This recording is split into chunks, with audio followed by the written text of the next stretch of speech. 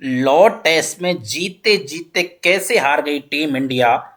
किस तरह से रविंद्र जडेजा ने इंग्लैंड के हाथों तीसरे टेस्ट मुकाबले को छीन ही लिया था, लेकिन आखिर किस तरह से मोहम्मद सिराज जो क्लीन बोल्ड हो गए।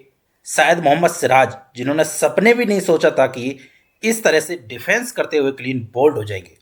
और किस तरह से टीम इंडिया का जो टॉप ऑर्डर है वो लॉर्ड टेस्ट में विफल हुआ। आखिरकार क्या क्या गलतियां रही इस टेस्ट मुकाबले की, इस चौथी इनिंग में, जहां पर टीम इंडिया एक समय लग रहा था कि आसानी से टेस्ट मुकाबला जीत जाएगी, लेकिन उसके बाद जिस तरह से पांचवें दिन के पहले सेशन में जो घटा, कहीं ना कहीं वो भारतीय बल्लेबाजों को उसमें दोष देना होगा, क्योंकि वहां पर डिफेंस कर सकते थे। जो भारतीय टीम के टॉप ऑर्डर के बल्लेबाज है वो डिफेंस नहीं कर पाए। वो भारतीय टीम के जो लोअर ऑर्डर के बल्लेबाज है उन्होंने वो तगड़ा डिफेंस करके दिखाया, चाहे वो जसप्रीत बुमराह हो जिन्होंने लगभग 1 घंटे और 40 मिनट बल्लेबाजी की, चाहे उसके बाद डीएसपी सिराज हो जिन्होंने 30 गेंदों तक वो एक ऐसी पारी खेली जहां पर इंग्लैंड की टीम को नाके चनौ चबा दिए। लेकिन रविंद्र जडेजा की वो एफर्ट्स, वो एक ऐसी पारी, अगर भारतीय टीम ये तीसरा टेस्ट मुकाबला जीतती तो कहीं ना कहीं वो पारी सदियों तक याद रखी जाने वाली पारी में से एक होती। जिस तरह से बेन स्टोक्स ने ऑस्ट्रेलिया खिलाफ वो इंग्लैंड की टीम को मुकाबला जिताया था, उस तरह से रविंद्र जडेजा यहाँ पर इस मुकाबले में बल्लेबाजी कर रहे थे। लेकिन ये पिच अलग थी।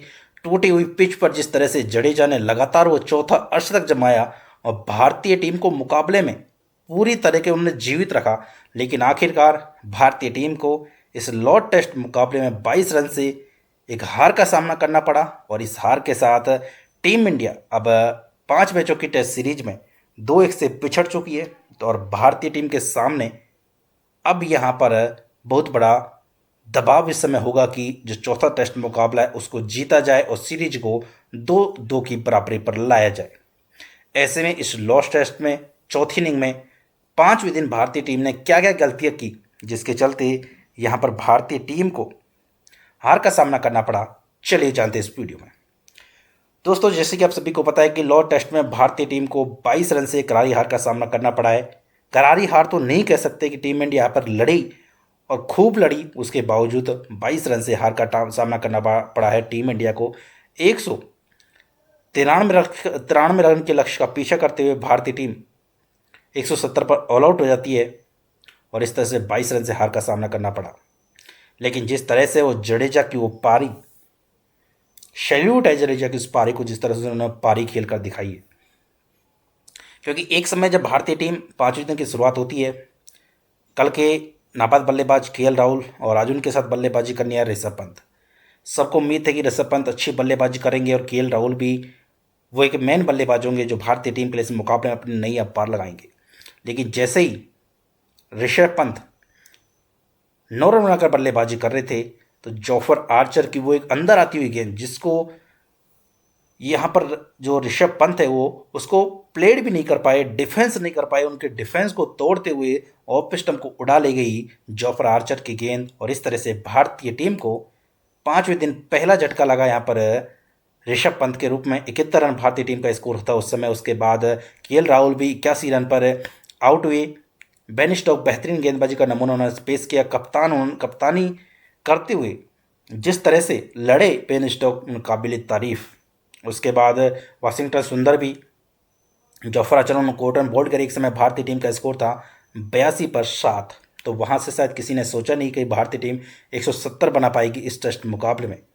लेकिन उसके बाद जिस तरह से नीतीश कुमार रेड्डी के साथ वो रविंद्र जडेजा की साझेदारी, जडेजा और रेड्डी के बीच 30 रन की साझेदारी, और उसके बाद सबसे बहुमूल्य साझेदारी इस टेस्ट मैच में जडेजा और बुमराह के बीच 35 रन की वो साझेदारी, कहीं ना कहीं वो साझेदारी इस तरह से पनपी। 132 गेंदों पर की वो साझेदारी मात्र 35 रन की साझेदारी थी और उस साझेदारी ने भारतीय टीम को मुकाबले में बनाए रखा और आखिरकार काफ़ी तंग किया यहाँ पर रविंद्र जडेजा को, माफ़ कीजिए, काफ़ी तंग किया यहाँ पर जो जसप्रीत बुमराह को इंग्लैंड के गेंदबाजों के द्वारा।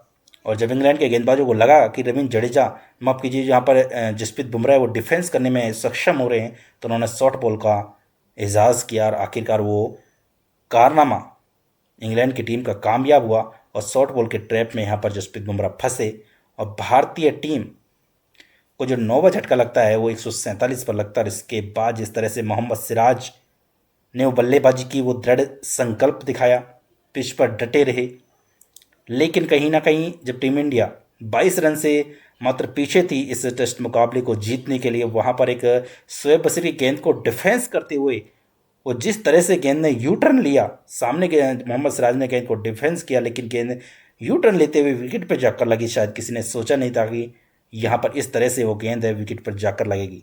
मोहम्मद सिराज भी सोचने को मजबूर थे कि इस तरह से गेंद विकेट पर जाकर कैसे लगी, लेकिन आखिरकार रविंद्र जडेजा ने नाबाद रहे 61 रन पर। सल्यूट है रविंद्र जडेजा की पारी को, जिस तरह से उन्होंने बल्लेबाजी करके दिखाई, एक छोर संभाल के रखा और जो भारतीय टीम के लोअर ऑर्डर के बल्लेबाज थे उनके साथ वो सजदेरिया करते रहे और भारतीय टीम को लगभग उन्होंने टीम इंडिया को जिता ही दिया था, लेकिन भारतीय टीम मुकाबला 22 रन से हार गई। इस जीत के साथ इंग्लैंड की टीम सीरीज में 2-1 से आगे है। दोस्तों, आपको क्या लगता है, भारतीय टीम चौथा टेस्ट मुकाबला जीतकर सीरीज को 2-2 की बराबरी पर लाने में कामयाब होगी या नहीं? एक बार कमेंट सेक्शन में कमेंट करके अपनी राय में जरूर दीजिए।